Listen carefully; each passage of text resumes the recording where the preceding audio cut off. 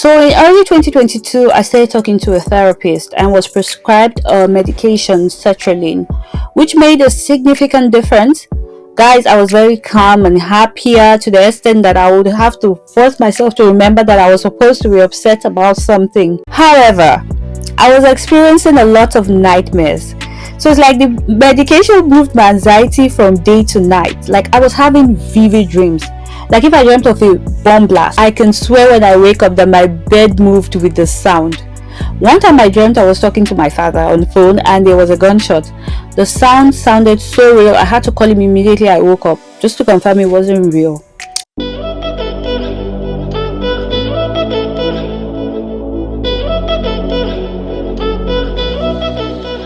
Hello go-getters, welcome back to the Go-Getters Club, and if you're just joining for the first time, you are very much welcome. Today we'll be talking about a topic that's close to my heart, and that's living with and thriving despite having social anxiety.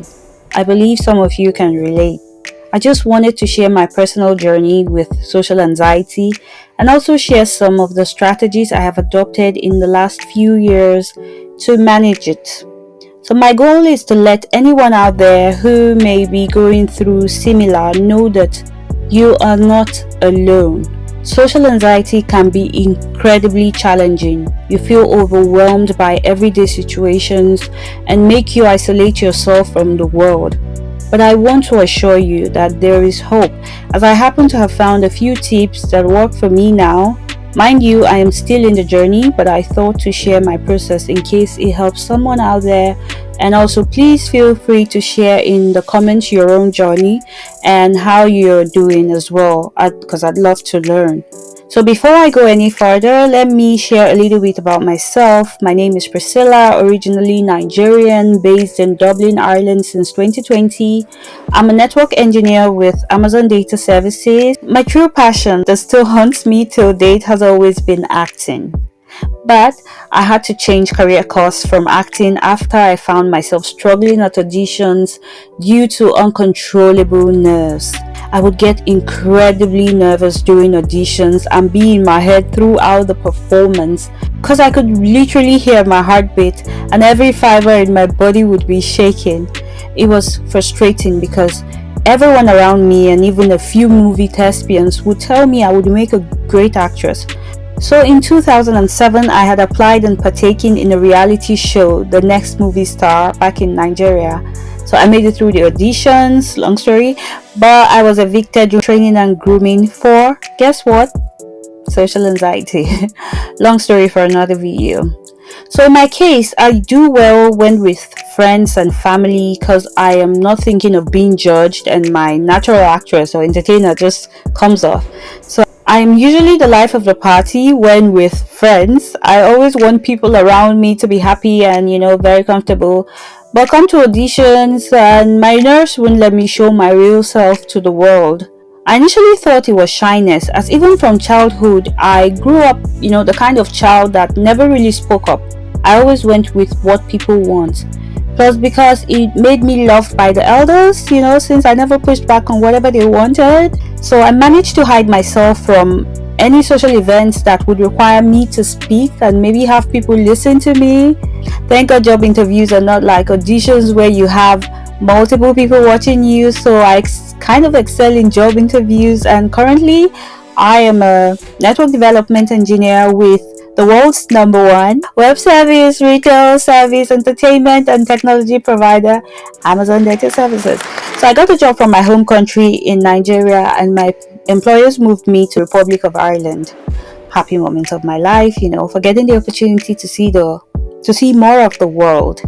So I love my job a lot, but it requires me to join at least one meeting per day. Sometimes just a stand up, those meetings where we get to talk about what we're gonna do for the day and how we're spending our day basically. This was and still is sometimes, to be honest, a torture. I would spend a lot of time just worrying about upcoming meetings, and when the meeting starts and it's my turn to talk, my heartbeat will be so loud I would feel like I would pass out. then I would be in my head throughout the duration of my speech, and I can hear myself blabbing. And then again, after the meeting, I'd spend sometimes up to 48 hours just thinking about everything that I said wrong. Like, I would be literally down for this period. Now, it was so exhausting, and I knew I had to find a way to manage the social anxiety thing. So in early 2022, I started talking to a therapist and was prescribed a medication, sertraline, which made a significant difference. Guys, I was very calm and happier, to the extent that I would have to force myself to remember that I was supposed to be upset about something. Maybe something someone said to me or did. And guys, really, I'm not exaggerating. The medication works wonders. I felt happier, more in control of my job, my life, and everything. However, I was experiencing a lot of nightmares. So it's like the medication moved my anxiety from day to night. Like, I was having vivid dreams. Like, if I dreamt of a bomb blast, I can swear when I wake up that my bed moved with the sound. One time I dreamt I was talking to my father on the phone and there was a gunshot. The sound sounded so real, I had to call him immediately I woke up, just to confirm it wasn't real and that maybe I slept off while on the call. So that's the downside of the medication. So 9 months later, I made a difficult decision to stop taking the medication. And trust me, the first 2 months after were not great. But I just kept reminding myself that it's the same me, like nothing has changed. I used to be happy a few months back. I would force myself to stop, those thoughts. Whenever they started coming in, I would try to talk myself out of it. Even though I had to quit the medication, it introduced me to a new side of me that would go into a meeting not thinking of what people are thinking about me. I wasn't as fluent than I am normally, but I didn't find myself worrying aimlessly after such meetings. Just remembering that makes me tell myself anytime I begin to feel that emotion creeping in, that's after the medication, that this is a condition that has nothing to do with what I'm about to do, and I perform some of the techniques that I will share with you now to help calm myself down. This video is already so long. I didn't plan to do more than 5 minutes, but it looks over 7 minutes now. I will just list the practices I'm doing now, and if you want details of how I go about any or all of them, please leave comments in the comment section and I will make another video on that. So after reading lots of self-help books and practicing their recommendations, I found 4 practices that work for me, and I have been practicing them daily or at least weekly, which has been a game changer for me. In fact, I had a live video session recently on IG. It was rough, but the fact that I gathered the nerves to do it, I was very proud of myself. The first tip is I practice meditation and positive affirmations daily and whenever I'm chanced. So each morning I do a 2 to 3 minutes meditation, and during the day, before any meeting, I take deep breaths. I try to stay quiet for at least 1 minute just to listen to my body.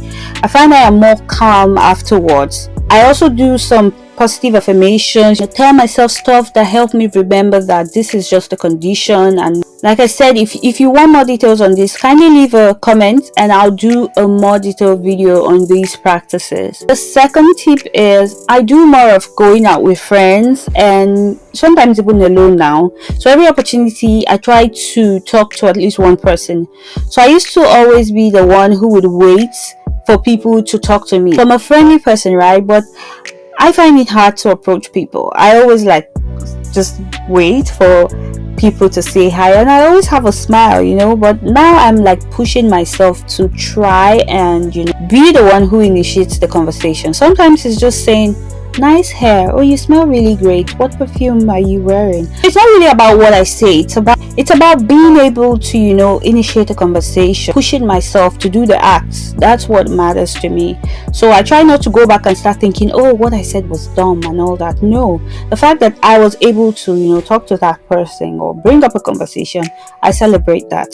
Start small and work your way up. Tip number 3.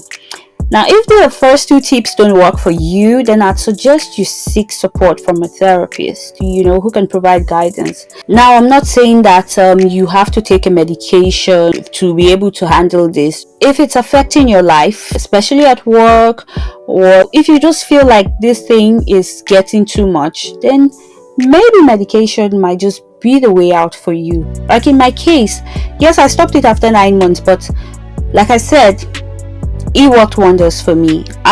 Those 9 months were like, okay, let's say 8 months, because the first 1 month I was struggling to get used to the medication, but afterwards, as soon as I kind of settled in, it was good. It was only my nights times that were, and it wasn't every night, to be honest. It was like maybe two, 3 nights in a week sometimes. That would be so dreadful. Yeah, but it was great. So just be aware that there's a side effects, and not everybody reacts the same way. Some people don't react in the same way that I did. So it's not a bad option, but it is not a must. Talking with a therapy can help you, open up about your struggles. It can be liberating. You get to feel less alone, and who knows. Remember, managing social anxiety is a journey, and it takes time and patience. But with the right strategies and support, you can overcome your fears and live a fulfilling life. Thank you for watching, guys. If you found this helpful, don't forget to give it a thumbs up and subscribe for more content like this.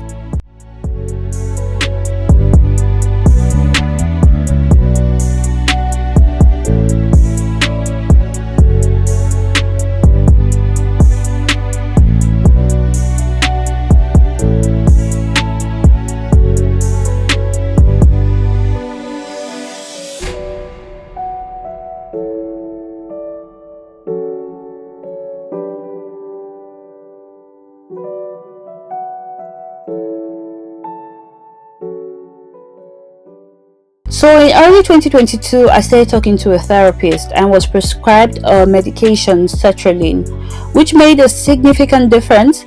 Guys, I was very calm and happier, to the extent that I would have to force myself to remember that I was supposed to be upset about something. So in early 2022, I started talking to a therapist and was prescribed a medication, sertraline, which made a significant difference. Guys, I was very calm and happier, to the extent that I would have to force myself to remember that I was supposed to be upset about something.